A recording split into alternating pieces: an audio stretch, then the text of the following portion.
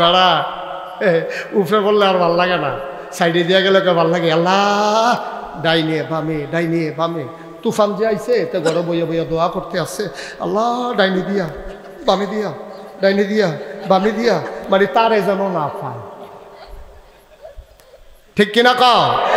এই হলো আমরা দেশের মানুষের খাচ্ছত। কথা তো আরেকটা মনে পড়ছে, এটা কি কইলে তা আমরা দেশের তারা তুফান দেখলে দেখবা যেমনি আল্লাহ রে ডাহে, তুফান গেলে গা তুই আকিস বিড়িটা ধরাই একটা টান দে, বালা মুসিবত গেছে রে।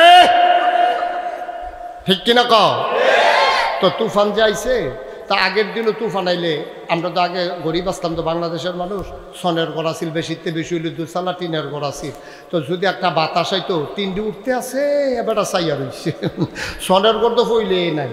তো এর ভিতর দিয়া যখন একবার এবার বেড়া বেড়ি সুইটা সেটা লইয়া বইয়া রয়েছে সনের ঘর, পানি ফটতে আছে বাতাসে উঠতে আছে, আর এমন একটা জুহি যায় মনে হয় যেন যে কোনো সময় ঘরটা লইয়া ঘরের ভিতরে এই পুকুরের ভিতরে ফুটে যাবো গা। তো এবার শক্ত কইরা বউ একটা ফালার মধ্যে, এবার একটা ফালা ছুটা সেটা ফালার মধ্যে দইরা বইয়া রয়েছে। এমন সময় তুফানটা যখন জুহি দিছে, বেডিটায় আসলে একটু চালাক, বেড়াটা একটু সহজ সরল, বেডিটায় কইতে আছে একটা আজান দিতেন ফাটেন একটা, তো আজানটা দিলেও তো তুফানটা কোন জিজ্ঞা। তো এবার ফারুক আর না ফারুক বেডিরে কইছে তুমি ফালা দুটা ধরে বইয়া থো, আমি আজানটা শুরু করে লাই। তো বেড়া আজান দিতেছে আল্লাহু আকবার আল্লাহু আকবার, এই দুইবার আল্লাহু আকবার কইয়া সারছে পরে তুফান আরো বাড়ছে। তুফান কি কমছে না বাড়ছে? বাড়ছে পরে বেডির সে তুইটা গেছে গা, বেডিয়ে সিল্লান দিয়া কয় তুফান কমবো কেমনে, বেনামাজি আজান দিছে আল্লাহর সে গেছে তুইটা গেছে গা। নামাজের খবর নাই, বেনামাজি আজান দিছে আল্লাহর দো বসিয়েছে তুইটা গেছে গা, এর লেগে জুহি দিছে তোমার আজান লাগতো না, বন্ধু ধরে বইয়ে থয়ে দিয়ে ভালো আজান লাগতো না। তো বেড়া দুম ধরে বইয়ে রয়েছে। কতক্ষণ পরে যখন তুফান আরও বাড়তে আসে, বেরিয়ে কয় কি একটা জামাই লইয়া ঘর কইরা গেলাম, কিতা কইতাম রে, একটা নিয়ত করছেন ফরেন না। তো বেড়ায় কই কি নিয়ত করতাম, কই শুক্রবারে 2 কেজি বাতাসা দিয়া মিলাদ ফরাইবেন, একটা নিয়ত করলেও তো হুজুরদার মুহ শুনছি যে নিয়তের বিলে দান সদকা করলে বালা মুসিবত দূর হয়, আপনি একটা নিয়ত করেন। তো বেড়ায় নিয়ত করছে আল্লাহ যদি আল্লাহ আল্লাহ করে আবারের তুফান রাখতে বাচ্চা হয়ে যায় ইনশাল্লাহ সামনের শুক্রবারে আইয়া বলছি তো 2 দিনে না, শুক্রবারে ইনশাল্লাহ বাতাসা দিয়া 2 কেজি বাতাসা দিয়া মিলাদ ফরায়। তো তুফান আরও বাড়ছে, তাকে 3 কেজি ফালা যখন লাড়া দিছে মসমসি একটা আওয়াজ হয়েছে, বান্ডি যখন সিটা গেছে গা 5 কেজি 5 কেজি কইছে পরে দেখে যে ঘরটা বোধ লয়ে যে গীতাছে তে ঠেলার লগে কই আলিছে 10 কেজি 10 কেজি কোনের লগে লগে তার বউয়ে কইতাছে আমরা মিলাদ ফরাইতাম না। ঘর লিনে লয়ে যে 10 কেজি বাতাসার দাম কত, সোনের ঘরের দাম কত, আমরা নতুন ঘর তুইলা লাই নিলে নিগেই তো বাতাসা আমরা মিলাদ ফরাইতাম না। নাউজিবিল্লাহ কন না কেন? আমরা তো হেই মুসলমান, আমরা তো হেই মুসলমান, ইমান দিয়া জীবন দিয়া লাইব, ফিলিস্তিনের লেগা কই জায়গাটা দিয়া লাইব, আরাকানের মুসলমানের লেগিয়া ট্রাকে ট্রাকে ত্রাণ লইয়া যায়, আর অনিসলামিক সরকারের ইসলামী সরকার প্রয়োজন, এই ব্যাপারে আমাদের কোনো মাথা ব্যথা নাই। ঠিক কিনা?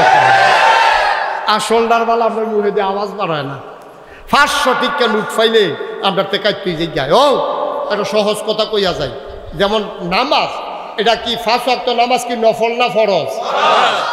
কথা কয় না দিন সকলে কইলে আরো বেশি আওয়াজ হওয়ার কথা না। আওয়াজ হইব কেমনে? বাত্তির তো লান্দার সভাপতি তো আওয়াজ দেয় না, ফলাফেন নেশাইয়া দিছে হুজুরের পর।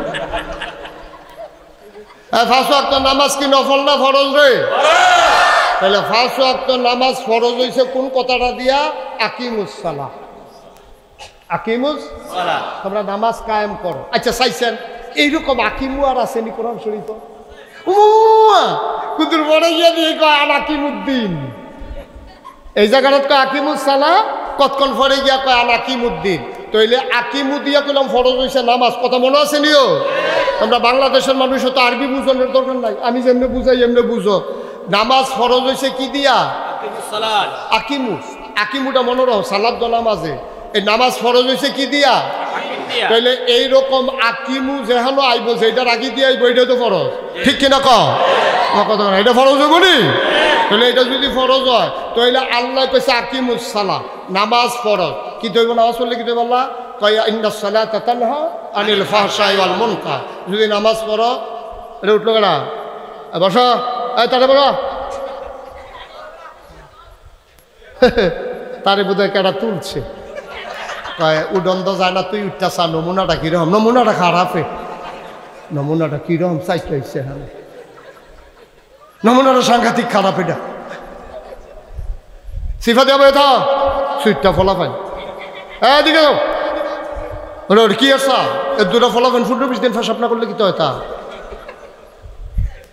আমিন বলো তাহলে নামাজ ফরজ হয়েছে হুজুর কি দিয়া কি দিয়া কি দিয়া তাহলে আকিমু দিয়া যদি কয় তোমরা নামাজ কায়েম করো তাহলে আচ্ছা এরকম আমার কথা আসেনি তোমরা কতক্ষণ পরে গিয়ে দিয়ে আল্লাহ কন আকিমুদ্দিন তোমরা দিন কায়েম করো আচ্ছা নামাজটা বুঝছি আল্লাহু আকবার আল্লাহু আকবার সূরা কেরাত এটি বুঝা লাইছি নামাজ কারণ কেমনে বুঝছি এটিও কোনো আমরা পয়লা বুঝছিলাম না যখন নামাজের কথা এসে দৌড়াই আমরা সাহাবারা নবীজির কাছে গেছে গিয়া সেটা কেছি ইয়া রাসূলুল্লাহ আল্লাহ দি কয় নামাজ বিলে কিতা এটা কেমনে কিতা করতাম নবীজি কয় মাশাআল্লাহ ভালো জায়গা তাইয়া পড়ছো সাল্লু কামা রাআইতুমুনি উসাল্লি এখন আমি 2 রাকাত নামাজ পড়াম তোমরাও দেখা দেখা সুবহানাল্লাহ কোন কেন সুবহানাল্লাহ নবীজি শিখাই দিছে আমরা তারা এমনি এমনি পড়া শিক্ষা লাইছে এখন আল্লাহ আরেক জায়গা দিয়া কয় আকিমুদ্দিন তোমরা দিন কায়েম করো এখন দিনটা কিটা এটা তো আমরা বুঝন লাগবো দিন হইল জীবন বিধান অনেকে ডাইরেক্ট কয় দিন হইল ইসলাম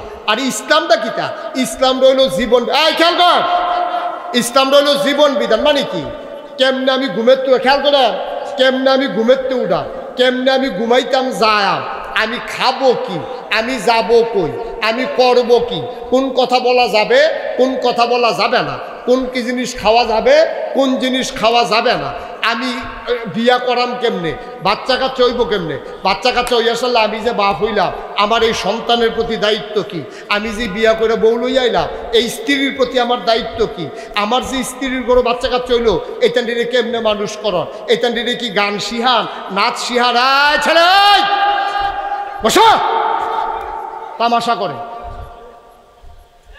বসো সামান্য সময়ের ভিতরে সাইডা দিতেছি কোনো মতে থাক আবার দেখা কোনো মতে থাক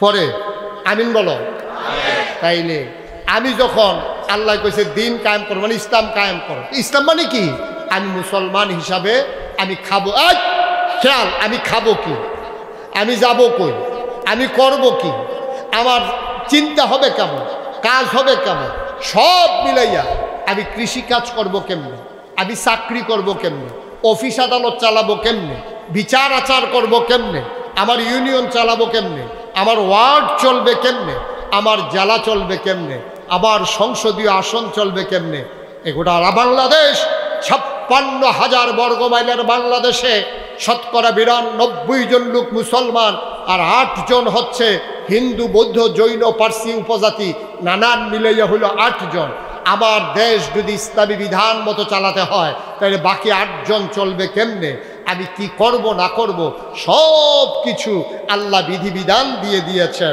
নামাজ কায়েম করা আমার জন্য যেমন ফরজ আর এই ফরজ আদায় করতে গিয়া আমরা জমি ওয়াকফ করে দেই সবাই চাঁদা তুলে মসজিদ বানাই মুসল্লিদেরকে ডাকার জন্য মাইক লাগাই মুয়াজ্জান রাখি ইমাম রাখি শীত লাগে এই জন্য কার্পেট বিছাই গরম বেশি লাগে এই জন্য ফ্যান লাগাই ফ্যানে মাল কারান এই জন্য এসি লাগাই একটা নামাজের জন্য তোমার যদি এত আয়োজন হয় তাহলে যেই আকিমু সালা দিয়া নামাজ কায়েম হইছে এই আকিমু শব্দ দিয়া দিন কায়েম করার কথা কইছে নামাজের জন্য এত চেষ্টা ইসলাম কায়েম করার জন্য 1% চেষ্টাও আমাদের নাই ঠিক কিনা বলো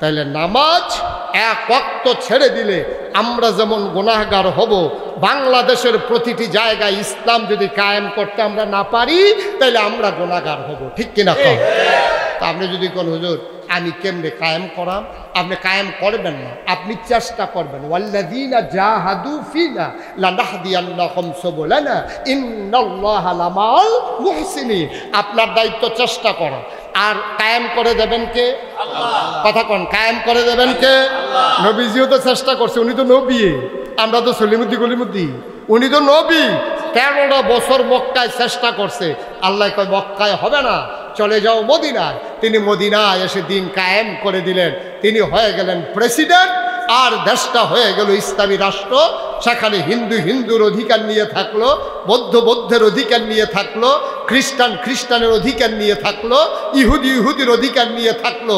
আমার শতকরা ৯২ জন লোক মুসলমানের দেশে এক মাসের রমজানের রোজা রাখার জন্যে তোমার কত আয়োজন। তুমি তারাবির জন্য ইমাম তালাশ করো, খাতমে তারাবি পড়ো, ইফতারের কত আয়োজন, সেহরির সময় কত আয়োজন। তাইলে এক ফরজ আদায় করতে গিয়া তুমি জায়গা ওয়াকফ করে দিয়েছ, মসজিদ বানিয়েছ, ইমাম মুয়াজ্জিন রেখেছ, কার্পেট লাগিয়েছ, তুমি মসজিদের ভিতরে এসি লাগাইছ, মানুষকে ডাকার জন্য মাইক লাগাইছ, রোজার জন্য ইফতারি সেহরির আয়োজন করেছ। ঠিক তেমনি ভাবে দিন কায়েমের জন্যে তোমার সকাল থেকে সন্ধ্যা, তোমার জন্ম থেকে তোমার মৃত্যু, তোমাকে প্রচেষ্টা চালিয়ে যেতেই হবে, যেতেই হবে, যেতেই হবে, নয়তো কিয়ামতের ময়দানে আসামির কাঠগড়ায় দাঁড়াতেই হবে। ঠিক কিনা বলো?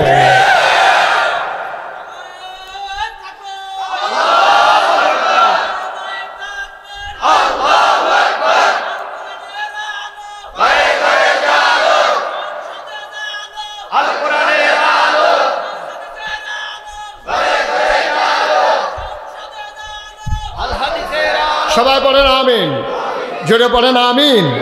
কষ্ট হচ্ছে? আরো সহজ করে বলি। হ্যাঁ, তাইলে নবীজিকে কি করলেন? তিনি আব্বা নিয়ে গেলেন, আব্বার মায়া নবীর কলিজায় জাগিয়ে দিলেন, আম্মা নিয়ে গেলেন, আম্মার অভাব নবীজির কলিজায় সৃষ্টি করে দিলেন, যেন সারা দুনিয়া এতিম বাচ্চাদের কষ্ট তিনি বুঝতে পারেন। সুবহানাল্লাহ বলবেন না? জোরে বলবেন না সুবহানাল্লাহ?